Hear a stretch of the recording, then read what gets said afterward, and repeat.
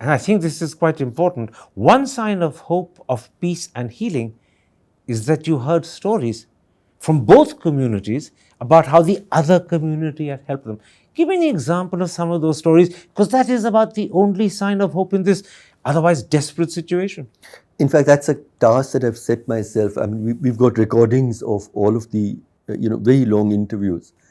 I'm alert. It's probably something that I need to find amidst all the hate and violence. I'm alert to accounts, and everywhere we heard accounts of, Kuki people would say it was finally these two Meitei people who hid us and took us away, or Meitei people would in those areas would talk about people who saved lives.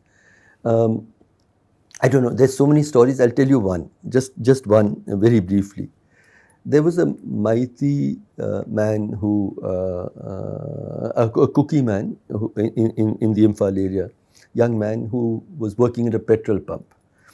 And there were 3 Kukis, and they didn't realize as the day passed, the evening when darkness fell, a mob came and said, we're searching for the Kukis. And these three Kuki men were attacked.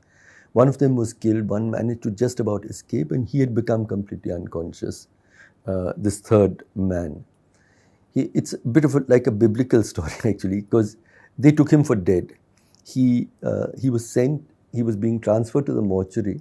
A mainland Indian doctor, just as a precaution, felt his pulse and found some heartbeat. Immediately he was rushed, and this is in the Imphal area. He said the doctors were wonderful. They took care of him for many days, and he was saved. It was almost like a coming back into life. And then when he was being transported, he was describing, it was again, he said that one of the Meitei men, uniformed men who was with him was taunting him and showing him bullets and saying, this is what your fate should be. Whereas the other Meitei man in the same van was encouraging him, helping him. So he has memories of both. And so on. The story is a long one. But throughout, they're good people everywhere. The other interesting thing in your story is that doctors in Imphal, and I imagine, although the one you refer to is from mainland India, but the majority of doctors in Imphal will be Meitei doctors, and they have been willingly and reassuringly helping and healing those Kukis who've come there. So that's the story I heard. And this boy goes on, and it's a story I'm planning to write, where in the end I asked him, so when he got well and so on, I said, what do you feel? So he said, initially I felt very angry, and I wanted to go out and kill in revenge.